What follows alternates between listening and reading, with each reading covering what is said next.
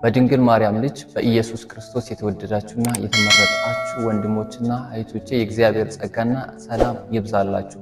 መንፈሳዊ ሕይወታችንን ለማሳደግ ባለንበት ሆነን የእግዚአብሔርን ቃል አብረን ማጥናት እንችላለን።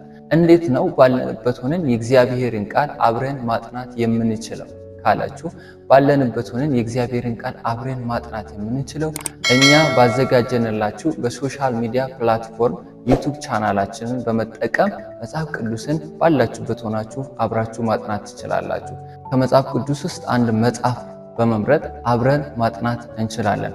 በየዕለቱ በድምጽ መልክ የምንለቀቀውን የእግዚአብሔርን ቃል ወይም ቃል እግዚአብሔርን ንባብ በማዳመጥና በመስማት የተማራችሁትን የተረዳችሁትን መልእክት ኮሜንት ላይ በማስቀመጥ ለሌሎች ማካፈል ትችላላችሁ። ሌሎችም እንዲሁ የተማሩትና የተረዱትን ኮሜንት ላይ በማስቀመጥ እናንተ የነሱን መልእክት በማንበብና በማጥናት የሌሎችን ሐሳብ መረዳትና መካፈል ትችላላችሁ። ስለዚህ በዚህ መልኩ ባለንበት ሆነን የእግዚአብሔርን ቃል በየዕለቱ ማጥናት እንችላለን። ሊቪንግ ስቶን ዩቲዩብ ቻናላችን ላይ የምንለቀቀውን ቃል እግዚአብሔርን ከኛ ጋር አብራችሁ በመሆን በመከታተል እንድታጠኑ እናበረታታለን። ከመጽሐፍ ቅዱስ ክፍል ውስጥ አሁን የምንጀምረው ከአራቱ ወንጌላት አንዱ የሆነው የዮሐንስን ወንጌል ይሆናል። የዮሐንስ ወንጌል 21 ምዕራፎች አሉት።